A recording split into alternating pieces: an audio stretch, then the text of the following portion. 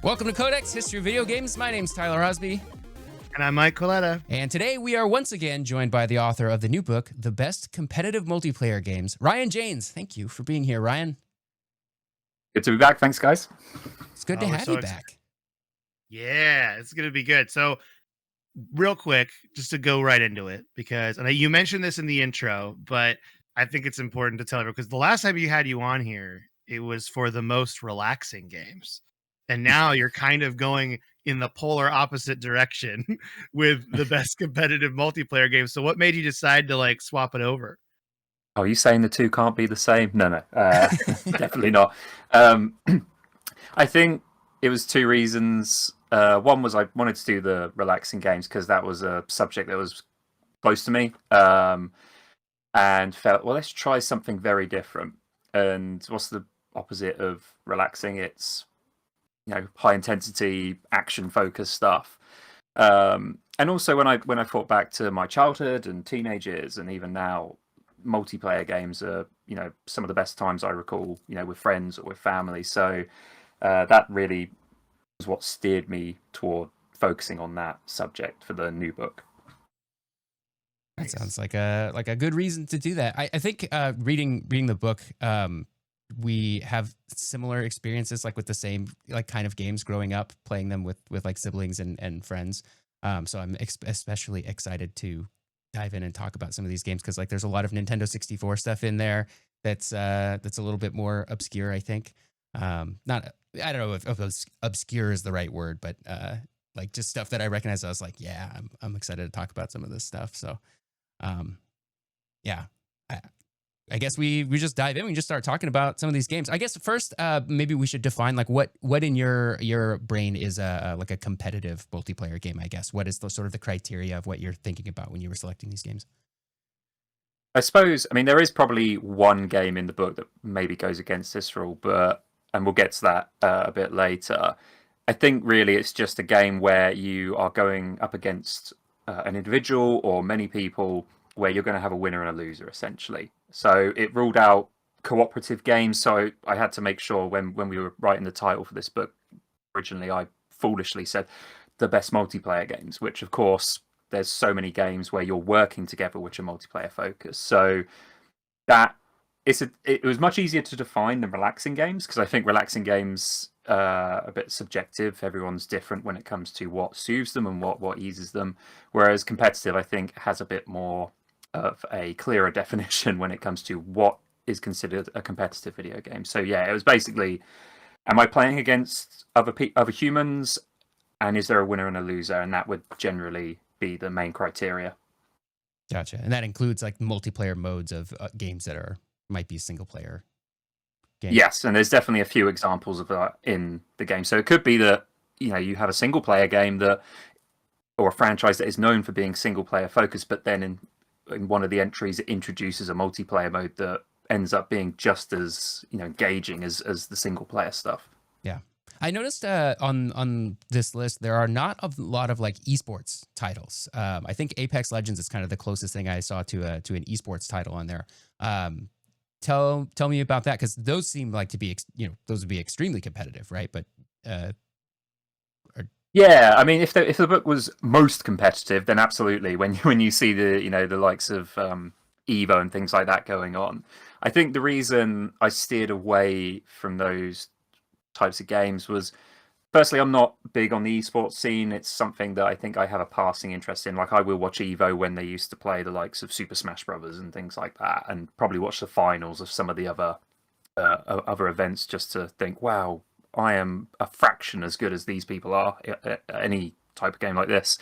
But then also, we hear about those types of games all the time, and I wanted to shine a light on some suggestions that people may not have heard of, or perhaps doesn't get the recognition that I think it necessarily should have had. So you mentioned earlier about there being, some, shall we say, unique choices in there. And I think that's what I wanted to do, is have people talk about, oh, this choice is interesting, or I haven't heard about this one. Whereas, of course, we could put Fortnite in there, we could put Call of Duty, but I think anyone knows that these games are competitive, they are fun, but And also, I think because I put Apex Legends in, for me, that and Titanfall 2 are for me are the peak when it comes to the shooting genre. And so, if I'm doing another entry, which is Call of Duty, and another one which is Battlefield, is that going to get too samey that I'm talking about shooter games over and over and over? So again, I think another thing was variety as well. So I do have some shooters in there, but then I was like, oh, well, why don't I put this game that I remember playing from my childhood, where you're literally tapping on a box in order to compete in mini games. Literally just tap on a cardboard box, because that's going to guarantee that a good chunk of readers are not going to have heard of that game, and it may intrigue them enough to go, I kind of want to fish this out now and see it for myself, because it sounds like it's not a real game. For sure. Yeah. Speaking of games that seem like not real games, I know, Mike, you love Nidhogg 2, and that game is on the list here. Yeah. So I'm just bringing it up so you guys can talk about it, because I'm excited. Okay. Nidhogg 1, you see it being like, okay, it's like these very basic, like stick figure kind of people, right? But then Nidhogg 2 is such a weird art style that really just changes the whole tone of the game. It's very goofy. And so I was just wondering, like, what made you want to put it in here? Because it's a weird game. This is so much fun. Yeah, I think is the main takeaway. I mean, it was one that I debated, do I put the first one in? Because it's so pure, that game. I love the simplistic art style of it. And it is literally just two people trading blows back and forth, and with these fights going on sometimes 10, 15, 20 minutes. Becomes almost a game of tug of war in a way, which, when people go and watch tug of wars, they're exciting for the exact same reason. So there was that, but then with the second one, I think, I've played just as many hours of that game as well. And I think also I do enjoy the art style because it does look so unique. It's grotesque in a way and goofy, as you said. It's kind of like Muppets gone wrong. And I think some of the characters almost look Homer Simpson-esque as well. It's just this weird mess, and everything has this grossness to it, and I think that makes it stand out even more for that reason. And then it had other weapons and things like that, which I enjoyed, like the bow and arrow in there. So yeah, I mean, and as I say, when it comes, it's unlike anything out there. Fighting games have been around for years and years and years, and this you could consider as a fighting game. It's so different. I love the idea of, okay, I'm not just trying to whittle down a health bar until it's empty. I'm trying to gain ground. If I take you out, that's not the job done. I need to gain some ground before you respawn, and I'm trying to get to the end point. And I think there's something about that, and the makes it stand out from other, weapon-based games. And I think the matches work in a way that people who are watching get just as involved. In the same way that fighting games, if you're watching someone play Tekken and it's getting down to the wire, people get really behind the players. And it's the same, arguably even more so, with Nidhogg. We would start many evenings where we're having a gaming evening. We've got the beers opened and we're starting off with Nidhogg 2 because it's just a nice, easy game to dive into. And then we never actually end up switching game because we're just stuck with that because everyone just wants to keep, I want one more round. I want one more round. So yeah, that was, when I was creating that initial list, that was one of the early ones. I was like, this absolutely has to be in here. Yeah. I think you're right. How easy it is to watch too, when other people can like sit on the couch. Like you know what they're trying to do here. It makes sense when you watch it, even if it looks weird. Yeah, the first time I ever actually saw it, it was at an arcade. I only have arcade experience with Nidhogg. I didn't even know there was a Nidhogg arcade. Yeah, that's how I know it. In fact, like the first time I ever saw it, it was at an arcade. My friend Kevin started playing it, and I just sat and watched him for like an hour play this because he kept going. Like he turned out to be like really good, and he had like a really good run. And I'd never seen a game like that where you're gaining ground and actually winning the fight or losing the fight just for that small amount of time doesn't matter. It's losing a ton in a row that matters, or winning a ton in a row. And that tension is just so good. And that's what makes the game so fun. I would watch professional Nidhogg 2, 100%. If there was like an esport for it, I would watch that in a heartbeat. But now that I know you can buy it on like PlayStation or Xbox or whatever, I'm like, oh no, this is a problem. Because I was playing it at an arcade by myself because it was like one of those arcades that you play you pay for free play, and like you pay $15 and you're just there, and it's whatever. All the games are free play. And Nidhogg 2 was there, and I started playing a match, and it took so long. I was like, my friends are all leaving. Like, what do I do? I'm still like fighting this. So yeah, it's also the fact that you end and then a giant like worm monster comes and eats you no matter what at the end. It's just such a silly game, and it's really neat. I've never beaten it. Have you beaten it? Like, what happens when you beat all the stages? Do you know? I have no idea. No, I mean we've always been single multiplayer focused. I don't think very rarely have I, because I'm not even someone who chases trophies or achievements, so I've not tackled it for that. It's literally only ever been played as a group. Another thing that I really like about it is that when you do get a killing blow on someone, and I think it adds another layer to the game, is that when they respawn, you can just run right by them. You don't need to keep killing them. And so it adds this secondary layer of dodging and avoiding combat and trying to outsmart the opponent if you can roll by them, or if you can get them to throw their sword at you and miss, and it leaves them more exposed. Because we've seen matches where someone's at the very final screen to then have it reversed on them, where they get that killing blow and they just manage to dash their way all the way to the other side and then wind up winning the entire game. It's so funny. It's such a good game. Yeah. I was so happy to see that on your list. I just was like, Nidhogg 2's on here. Because yeah, I just I gush over that game. I really do. I think it's also like the arcade version is fun too, because I feel like there's this like new pattern, and it comes up with Killer Queen also, which is on this list, that there's these arcade games that are made indie, like indie arcade games, and then they get put out on consoles or stuff like that. I think Killer Queen was arcade first, I think, and then it was put out onto like Steam and stuff like that. But I think was Nidhogg 2, was that arcade first, or was it console first? I'm not sure. I'm not sure. I mean, I only ever heard of the console version and the PC version. So maybe it's like, maybe it was just maybe both at the same time. But I just like that there's these indie arcade games out there coming back too. Then they're competitive like that. Like that's really neat.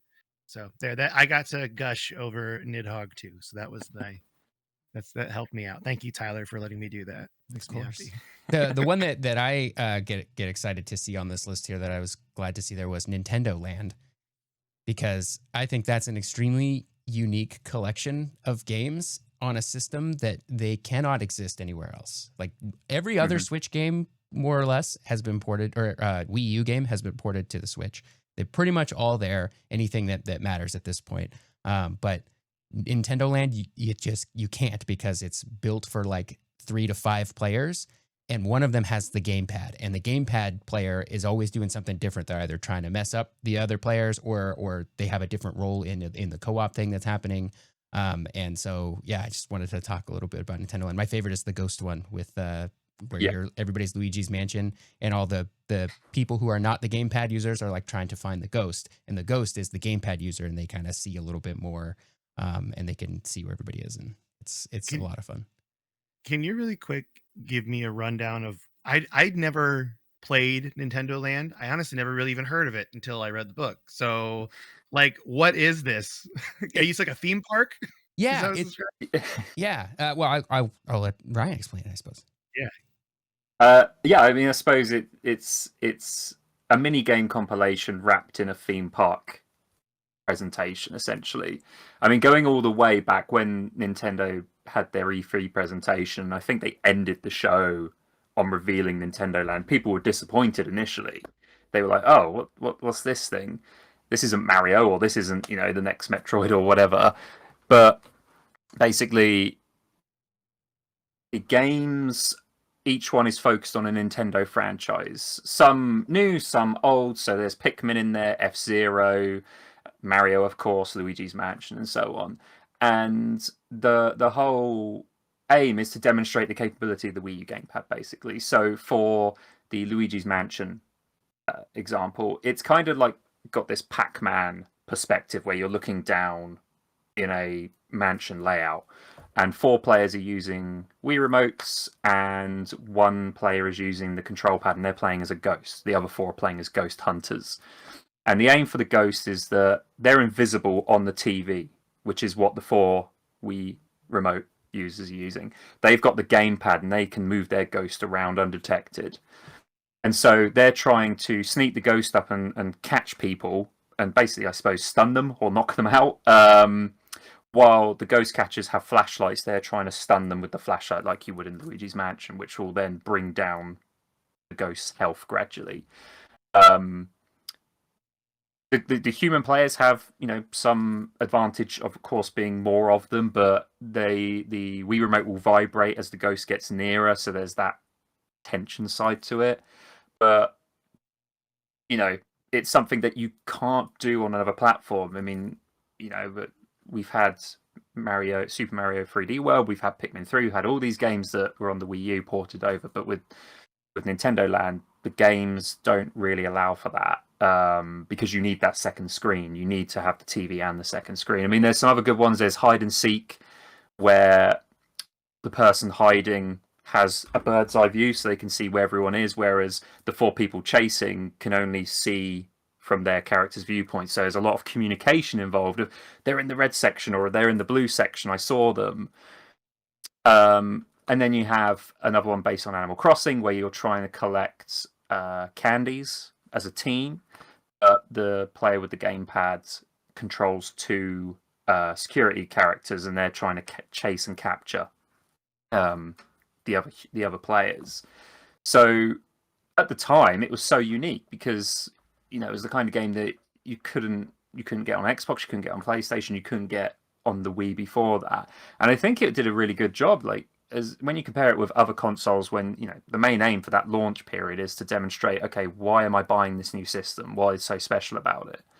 And Nintendo Land, I thought, was a great way to do that. And it also, it was the kind of experience that brought in people who don't really play games. Like, a lot of my family wanted to get involved because they understand hide and seek. They understand pulling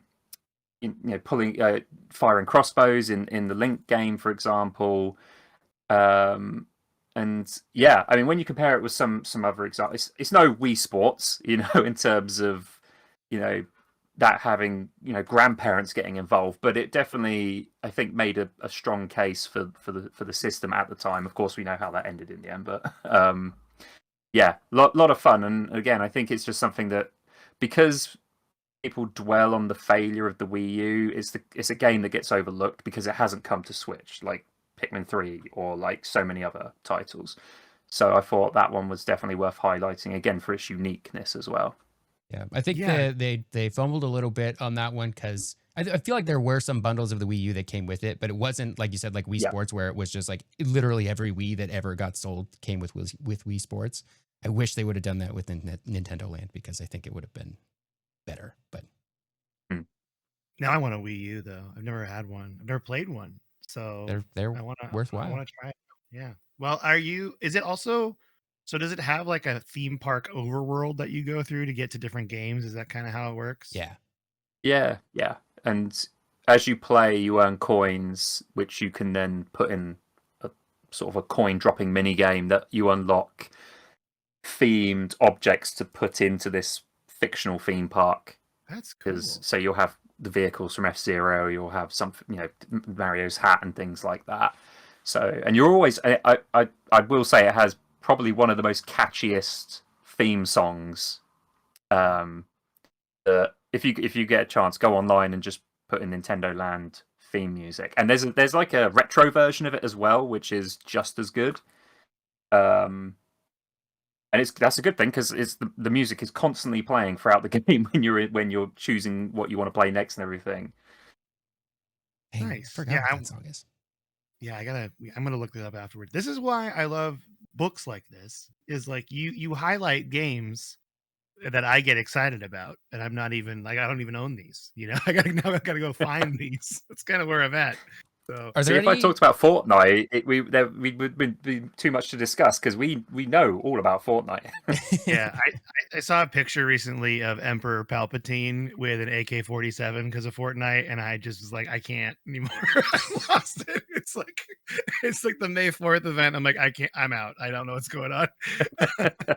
Yep, it's passed us by. I'm no longer hip and with it when I see Fortnite stuff. I'm like, oh man, yeah, maybe not for me. I didn't know I didn't know Seth Rogen had gotten so cool that he could be in Call of Duty. That was a surprising Yeah, his stoner inclusion. laugh is in there.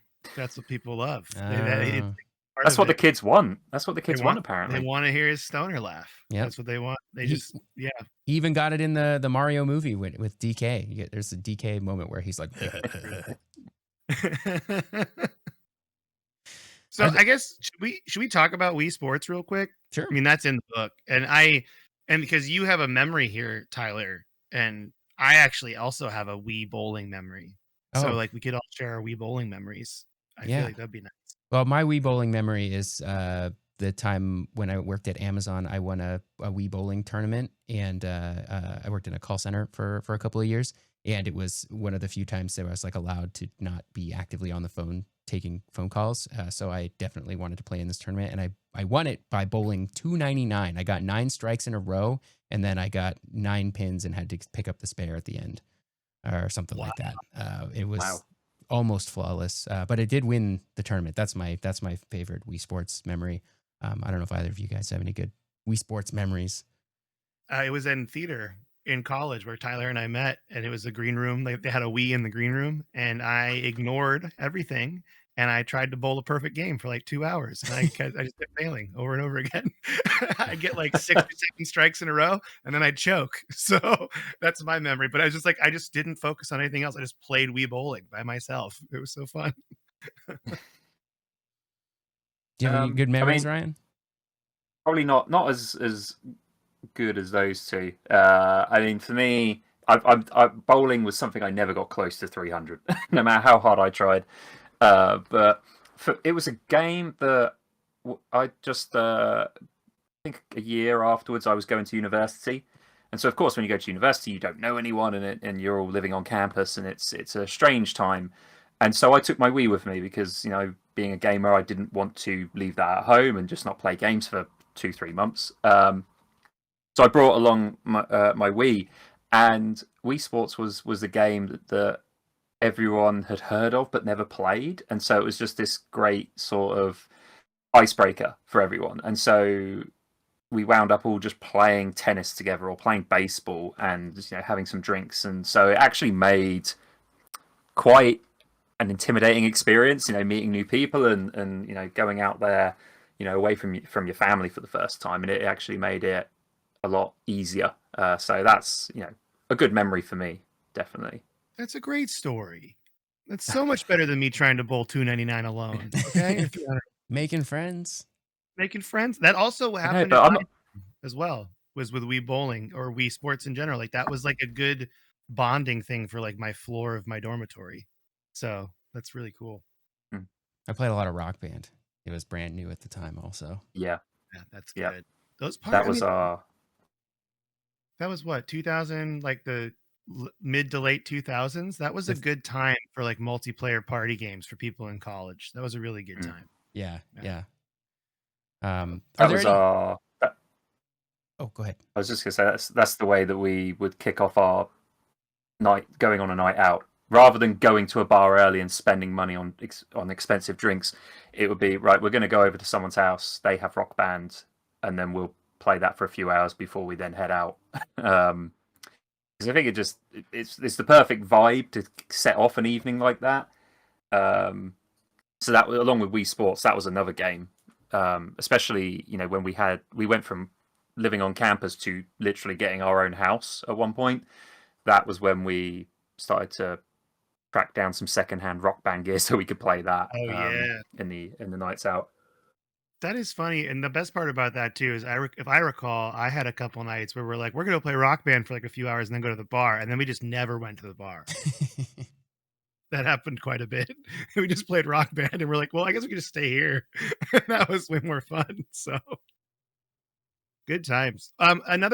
So you mentioned Apex Legends already, and you brought up Titanfall 2. Now, I thought it was interesting, and I don't know if this is the game you were thinking of when you mentioned that before, but I always think of Titanfall 2 as one of the best single player campaigns like I've played in a long time. But you have it multiplayer in there, which I wanted to just kind of talk more about because I played Titanfall 1's multiplayer a lot, but I didn't really touch. By the time I played Titanfall 2, the multiplayer was kind of dead online. Like there was no one really playing it. So what about that multiplayer made you want to like put that on the list?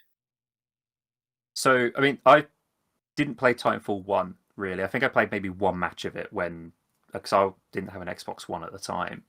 But I played a lot of Call of Duty. I played some Battlefield. And so, of course, with the Call of Duties, they tend to blur together a bit beside the setting. That's really the main thing that would change. And with Titanfall 2, I think what really stood out was the movement for me, because I think this was before Call of Duty started to do the futuristic, hey, I can double jump or I can wall run and things like that. And Titanfall 2 was doing it in a way that felt so easy to pull off, where I could run along a wall, I could, jump through the air, I could use a zip line, and I could dive into my Titan. And I could I could pull that off within 2 hours, maybe, of started playing the game. It was that, easy to get to grips with because, I'm used to shooters in general.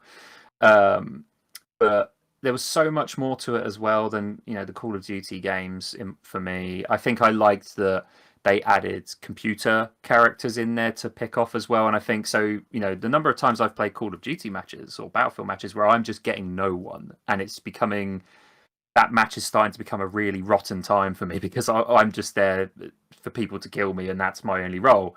Whereas with this, even if I was having those types of matches where I was getting picked off by other human players, I felt like I was accomplishing something for my team because I was getting points by killing off a lot of the AI characters. And I think that was a really good addition to it. And the Titans as well. I think the Titans worked in a way that they didn't feel too overpowered, because even if you were on foot, you could shove a grenade in there, you could take out their battery, and you could take cover in buildings. And I think it was a great way of just refreshing a genre that I think that we'd all been so used to for years and years at that point. And I will say as well, the single player, amazing. The time travel level in particular is one that has stuck with me, and not been topped, in my opinion. Yeah, I was thinking about replaying that single player mode because it's been so long, and I'm like, it's one of my favorite single player campaigns of all time. I think for me, it's really up there. Play it. Oh man, dude, it is fantastic. And yeah, I also want to shout out, because you had this in your previous book, but you kept the "Did you know" section at the end of each game, which I love. And then you mentioned for Titanfall 2, they would kit bash model kits, and that's how they would design the Titans. And I thought that was really cool, like having those little facts in there and stuff. So just wanted to shout that out because I did love that in your first book, and I'm loving it in this one as well. So yeah. That's good. I'm glad. Yeah, I'm glad. That's exactly the reaction I would hope to get from people, because those bits, of course, there's a bit of research involved in that sort of stuff. It's not just my experience with the game. I've got to go and actually do some work. But there's that's something that, even as I've just finished writing my third book and I'm in the middle of my fourth, that "did you know" is a constant throughout all of them, because I love those when I see them in books as well, because it's something that I can just take away, and then I'll probably tell other people and go, "Did you know this? Like, did you know that in Finland, Dance Dance Revolution was actually labelled as a real sport over there?" Like, and they're like, "Oh my god, really? What?" Yeah, no, definitely, it requires that extra research, but I think it's worth it. Hopefully, in the long run. Yeah, you have Dance Dance Revolution in here, and I'm not going to lie to you, that is a series that I have never been good at, and I have no experience with, because I've tried so hard. I can't do it. Are you good? Are you good at it? Do you think you got the moves? I think so. I mean, I'm not like as good as what you see with people who are like their feet are just a blur. I'm not that level. But it's funny, when I met my wife, we went to a bowling alley, which they always have arcades at the bowling alley, and there was a dance machine, one of the Dance Dance Revolution games, and so we went up there. And I think the expectation when people meet me and see me is that I've got no rhythm, and I'm going to be terrible at dancing, which is true on the actual dance floor. That is true. I am terrible at that. Dance Dance Revolution, I had a PS1 version of the game when I was a kid, and I used to play it to death over and over. And I like rhythm games. I like Rock Band. I like Guitar Hero. I like Rhythm Heaven, even ones that don't require some sort of plastic controller like that. So I think she said, should we go on the dance machine? Fully expecting to humiliate me on it. And we both went on there, and I'm sort of playing it cool, going, okay, yeah, go easy on me, I guess. And put on one of the songs, and I just absolutely destroyed her. And it was just jaw-dropping moment of like, what? Like, how? So she refuses to go on them with me now. And anytime we, the conversation of video games and the dance game comes up, she's always telling people like, "Oh, don't go up against Ryan because he will surprise you." So yeah, I mean, and that's the reason again I enjoy them, because I've played them so much and I've got to a level where I feel like I can actually do more than just tapping the odd arrow here and there. You're a secret dance machine. That's what I'm learning. Yeah, that's what I'm going to tell everyone. The DDR hustler. The DDR hustler. So long as there's arrows on the floor, I can do it. If there's no arrows, I've got no hope, basically. Do you lean back and put your hands on the bar behind you too? Like that's what I've noticed the real pros do. No, I'm more jumpy. Okay. I don't touch the bar behind. Especially when you get a lot of the 2 arrows at once, like I will jump up more than I probably need to. And because when I see it's probably smart to hold the bar, because I think you exerting less energy, but I can't help but get wrapped up in it. And another thing that people point out is I don't know I'm doing it, but it's my hands just hover. They don't really move when I do it because I'm so focused on my feet. So I just look like I'm playing some sort of invisible keyboard in the air. That's the focus. That's the focus point. That's good. That's good stuff. You got to put on a show for people. It's not just for you when you're playing DDR. It's for all the people who are watching. The funny thing is, the arcades I go to in like the Seattle area, those machines are always taken. The Dance Dance Revolution machines are always being used, which I think is kind of cool. Like there's a whole scene around it. In fact, where I got my tattoo, it's actually an arcade that's all rhythm games like that as well. So dang, kind of cool. Go to this arcade tattoo shop. Yeah, Esgy Tattoo. That's their name. Go find them on Instagram. They're great. They did my oddish tattoo. So yeah, nice. It's kind of cool. But I'm jumping straight ahead. I hope that's okay. Because you put F-Zero 99 on here, and I thought the 99 games are a great addition in general, like the Mario 99 and F-Zero 99. What made you want to put that on there? Like, is it just something that you've been into, or? Yeah, I mean, I played a lot of F-Zero 99. Racing games for me, I tend to be more onto the arcadey side. Simulation games is something that I think I lack the patience for. I don't like hitting a brake button so much when I'm playing racing games.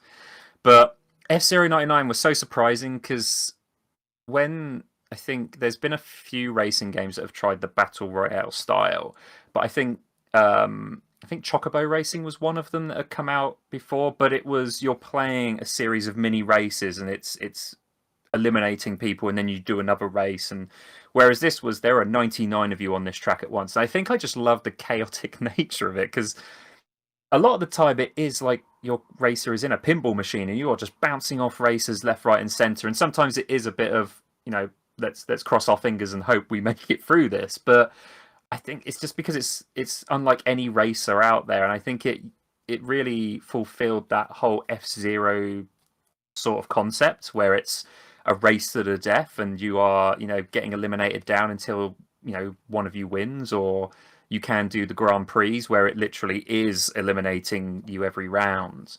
And I like that they use the 16-bit graphical style as well. I thought that was a cool way of making that work. And I'd love to see more experimental stuff like that with some of Nintendo's brands, or any brands like that.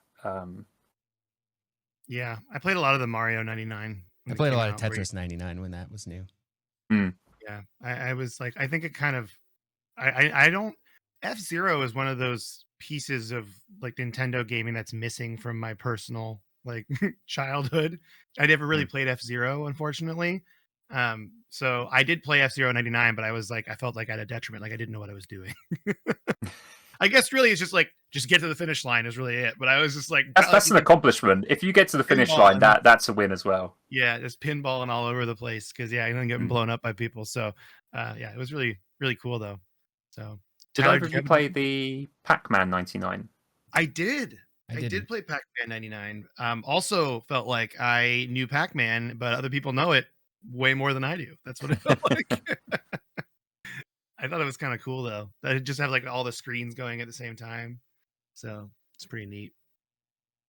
But do you so I wanted to talk about another one on here that you have, and that's Jackbox. Because Jackbox games, I feel like when you tell someone we're playing like a multiplayer party game, Jackbox is the one that always comes up. So have you been a Jackbox fan? Like I remember playing Jackbox when it was You Don't Know Jack, when it was that. It was like so long ago. Like what made you put this one on here? Or do you do you have a favorite Jackbox game that you want to tell us what your favorite one is? Well, I mean, that's tough. I've got contenders for sure. Like TKO is definitely one that we've probably had the most laughs with. Some of the combinations in there are just truly horrific. Or that's one where you draw on the t-shirt and then match it up with like slogans, so you end up with these like really weird t-shirts. Yeah Such a simple idea, but one that you wouldn't think would be so hilarious, but I think when the end results speak for themselves. So I mean, I know the series, like You Don't Know Jack, used to be something on the PC many years ago. Yeah, I think, it was on CD. Yeah.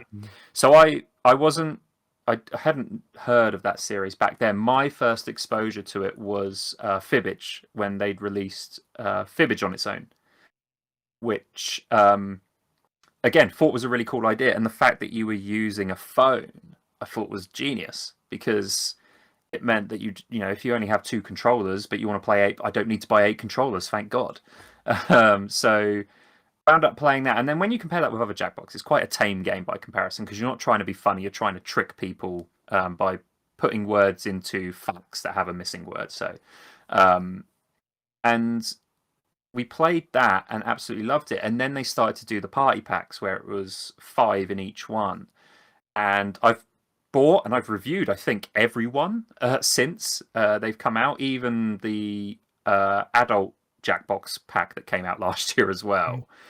And I think what's great about them is that they just work no matter who you're playing it with, because they're kind of not video games in a way. They are, like you said, they're party games, but you don't need to be clever, you don't need to be a good artist, you don't need to be necessarily quick on your feet. You can just have a good time participating and just seeing the end results from what everyone else is doing.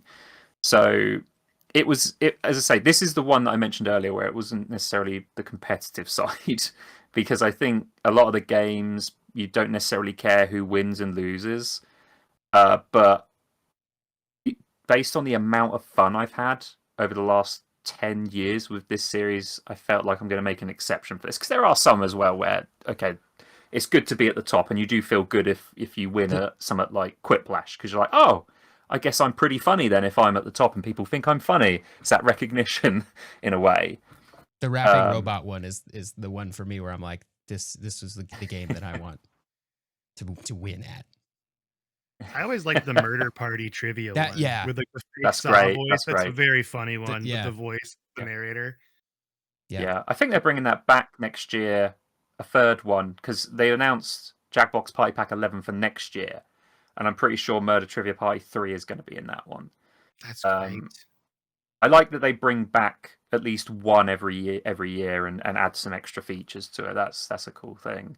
Drawful's a good one as well, where you get some really ridiculous prompts that you have to try and attempt to draw. Like one of the ones I got was a straight line. So it's like, how do you draw that in a way that people are like going to not come up with something that's going to lead them astray from what it actually is? 'Cause I think a lot of people assume there's no way there would be a prompt which is a straight line. That's not possible. The internet one as well, where you're trying to come up with comments to news articles, and again, it's another comedy focused one. There's so many. Yes, there are some that are not great, but out of the 50 plus party games they've had, there's so many good choices in there. And as I say, they work if you're playing with family. If you have a PG version of it where no one's swearing and no one's putting anything, questionable in there, or if you're playing with friends where that is the audience for that, I think it works no matter who you're with, basically. Yeah, and it's very accessible and not intimidating because you don't even hand a controller to your friends who have never who don't play games and don't know how to hold a controller. You're like, no, you just use your phone. You go to this website, you type in these 4 letters, and you just follow the directions. And so it's really great for bringing in people who don't play games but would love to have some fun playing these. Yeah. And I think we've played it. At party events, we've played it when I think people just needed cheering up. And another good one actually that's just popped into my head is Faking It, which is a really cool game where it's only for 6 people, but basically 5 people will get sent a prompt on their phone and one person will get nothing. And it might be hold up as many fingers as books you've read this year or how many times you've been on a plane. And so there's a countdown going 3, 2, 1, go, and then everyone holds up 5 fingers or 4 fingers or whatever the case may be. The person who doesn't have the prompt, of course, doesn't know what they're holding up their hand for, so they just have to try and blend in. So if you say, how many times have you been on a plane? And I hold up my hand like that and go 0. My wife has said, well, hang on a minute, we went on holiday this year. That's not, what are you talking about? And then you have to try and talk your way out of it and go, oh, I thought it meant flights outside Europe, and hope that people buy that. That's a lot of fun as well. Yeah, that's really cool. I didn't even know that was one of them. I played one that was really weird. I'm going to tell you my weird one that I played, and that was the cruise ship comedy one. Did you guys play that one? No, I haven't played that one. It's like you're a cruise ship comedian, and as someone who does stand up, I'm like, this is too real. It's too close to life. I don't like it. It was too much for me. It was still funny, but it was just like, what a weird game. I feel like it was made by someone who does stand-up comedy that was hurt on a cruise ship. That's what it felt like to me. I have a couple more games on my list. Tyler, do you have any games you want to go into real quick? Well, the one question that I have are there any games on this list that you are especially proud that you put on there, or that you that you feel good about, of maybe somebody wouldn't have thought of this, or this is really obscure or something like that? I mean, one that I'm happy I put on because it's one that I think is easy to miss was Choo Choo Rocket. I don't know if either of you played that game. Yeah, a little bit on the Dreamcast. I never actually played Choo Choo Rocket. And I think because it's not really had that many other releases, I think there was a Game Boy Advance version not long after that, and one that came out for Apple Arcade, but it wasn't really the same kind of. It was more of a puzzle game. And I just remember having so much fun with that game, to the point where I seeked out a Dreamcast many years after to play that game and show people, because a lot of people had never heard of Choo Choo Rocket. They said, what is that? And when I tried to explain it, it's very hard to explain and sell it. But once they sit down and play it and see it, it's that moment of, oh, okay, right, yeah, we're going to play this for hours now. And as I say, it's one that I could have easily forgotten about because, as I say, there's only one real Choo Choo Rocket release that came out, and it was so long ago. And funnily enough, I had someone message me or direct message me on Twitter. I always still call it Twitter. I'm not going to call it X. We all call it Twitter. Yeah, we all call it. And they said that they'd never heard of Choo Choo Rocket, but they watched a video on YouTube, and now they're trying to get a version of it. Or I think they said emulate it. But and I was like, of all the games for someone to message me about, that's pretty cool that it's that one.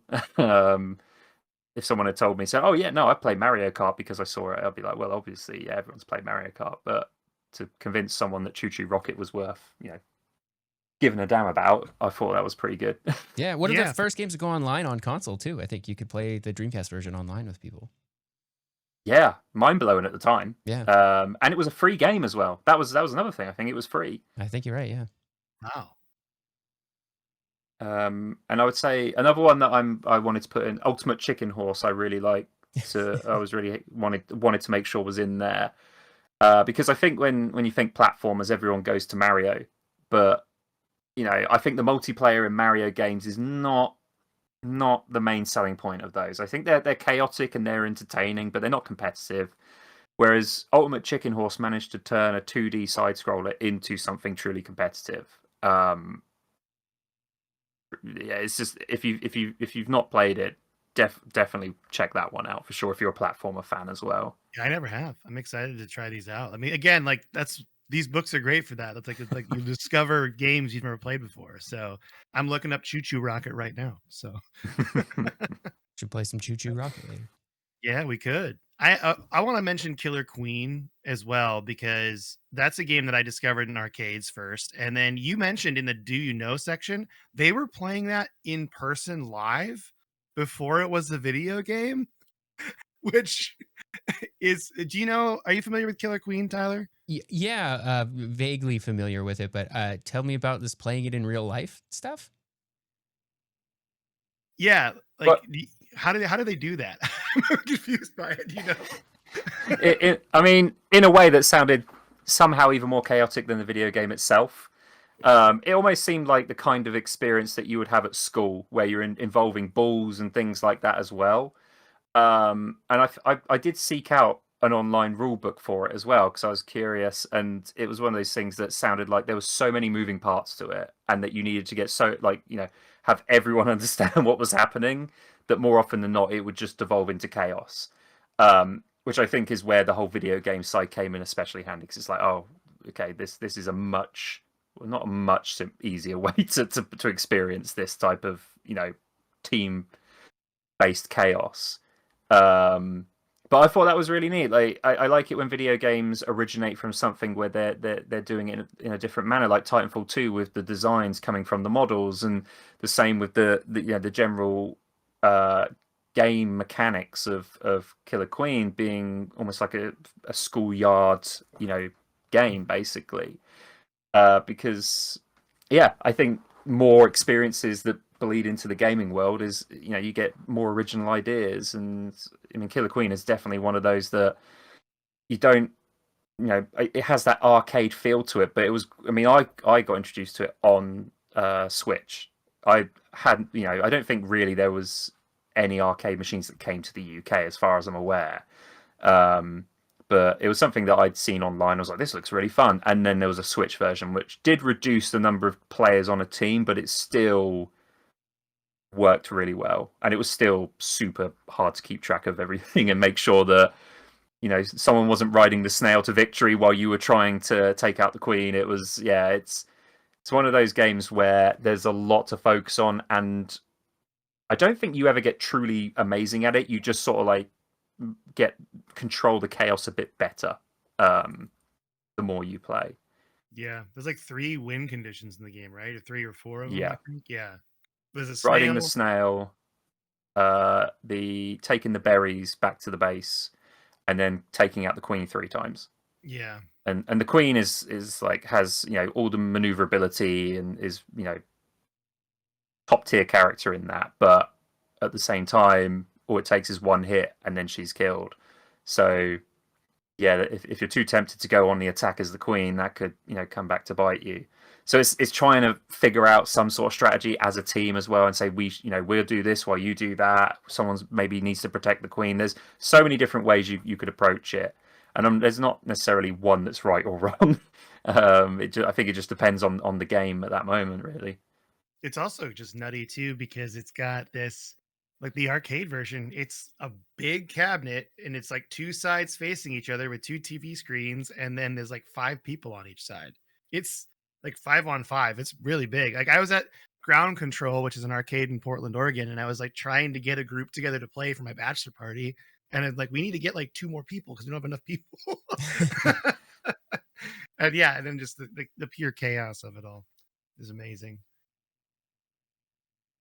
So, do you have anything Tyler, I have one more game left. Oh, let's talk about it because I think we've covered everything I wanted to talk about. Okay, the final game, and I brought it up because for how silly it is, it does get super competitive. Is Worms.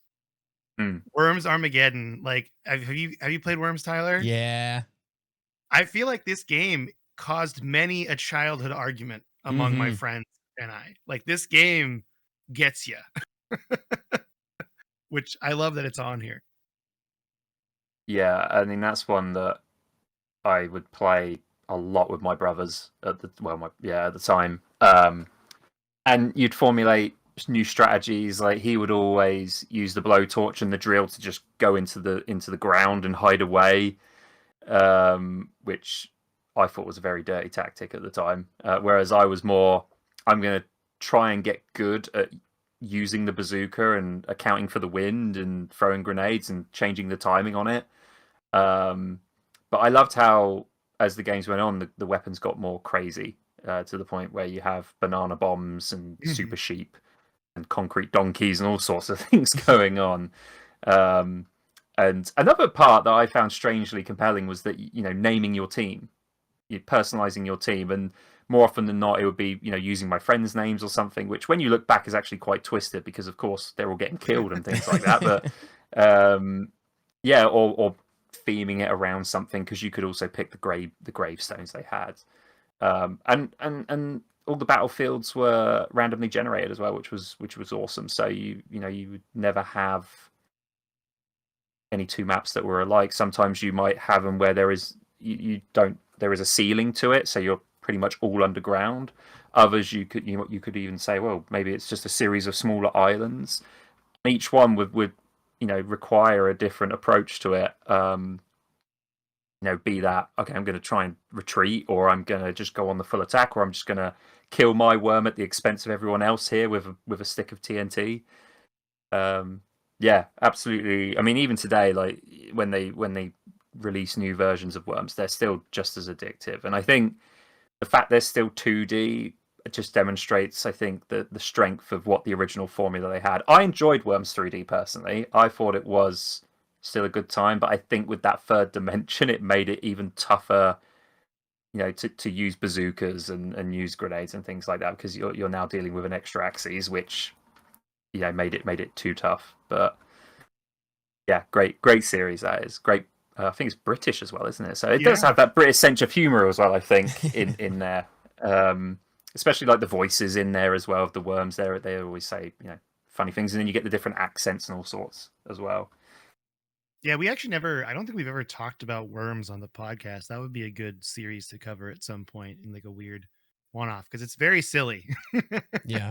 It's very silly, very fun, but also like surprisingly competitive when you get into it. So, well, if we've done all the games we have covered on here, then it is time for our What You've Been Playing segment, which we got to do because we've forgotten it sometimes and people call me out when I forget. So, Ryan, do you want to go first? Like, what you've been playing lately? Couple of things. I've trying to finish off Pirate Yakuza. Been chipping away at that game. It's a good fun time. It's not turn based like the other Like a Dragon games that have come out more recently. It's more like the older Yakuza, where it's very combat focused, but battle masher pretty much, with elements of pirating on aboard the boat battles, basically ship battles, which it all feels very arcadey, which I like. It feels like a Sega game basically, and that's good fun just to chip away an hour at a time here and there. But the one that I've really gotten sucked into is Blueprints, which that's what mine is.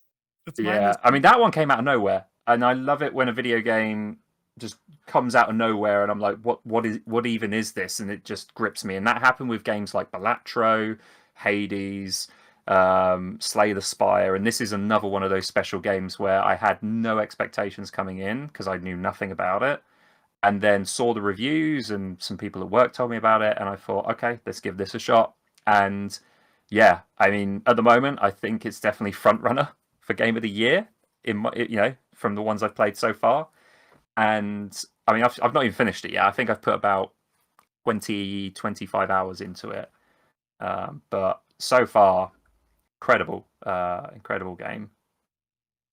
Yeah, I'm on day 13, so I'm just Okay. like trying to get through it. But I did solve a big puzzle all by myself, so I felt really cool. And like I'm trying not to look at any guides, like no Yeah. guides.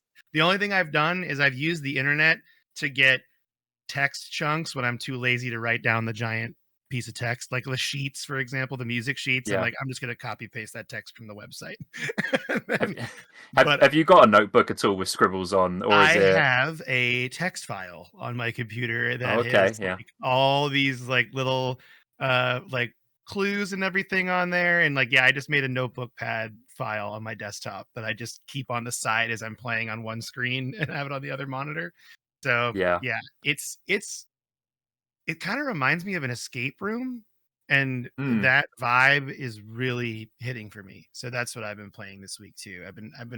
I started it a couple days ago, and I've been really hitting it hard ever since. Like I really like it a lot.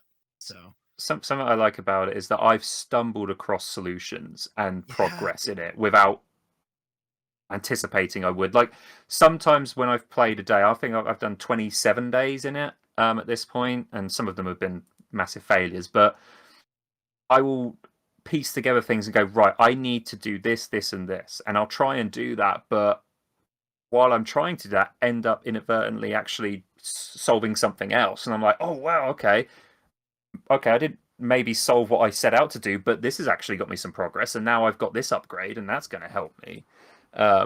So I'm interested to see how it wraps up and how it closes when you eventually get to that 46th room. That the whole premise of it is finding this 46th mysterious room. So yeah, I mean, I don't think I've really gotten close to getting to that room.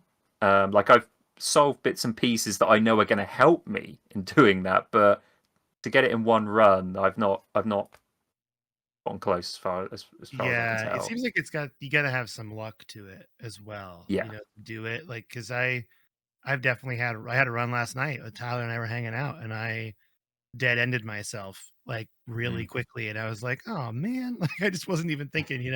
So yeah, I did the same thing though. I'm like, okay, I got to get this done today, and then I Mm. go in, and then I find something else new, and then I get sucked into that. So it's like, Yeah. it's really fun though. And I'm not a big puzzle game guy either, and I'm really into it, which is kind of rare for Yeah. me. What's the So, TLDR yeah. on that game? Like, what is the premise? Like, I'm trying to put pieces together here, and I'm like, I'm not. What is going on here? Sounds fun. So the premise is you are inheriting this manor that every day the rooms change. Okay, So, and then when like you randomly. go in randomly, and so when you go in, the mechanic is you are drafting rooms. So, like, you click the door, and then 3 rooms are available, and you pick the room you want to go in. And some of those rooms dead end, and some of those rooms continue on. And there's a lot more complex stuff that happens, like with it. But that's the very basis of it is you're drafting rooms to try to find this mysterious room 46.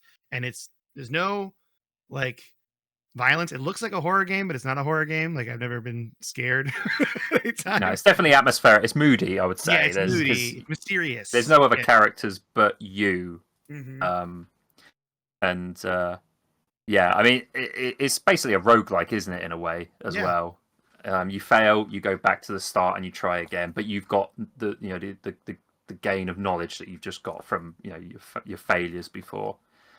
And you're right, there is some luck to it, like any roguelike in a way. Like with Hades, if I didn't get the right boons, then I knew I was probably going to struggle and not get to the end. And it's the same with this, where I mean, I hate the red rooms in this game. Some of the I hate.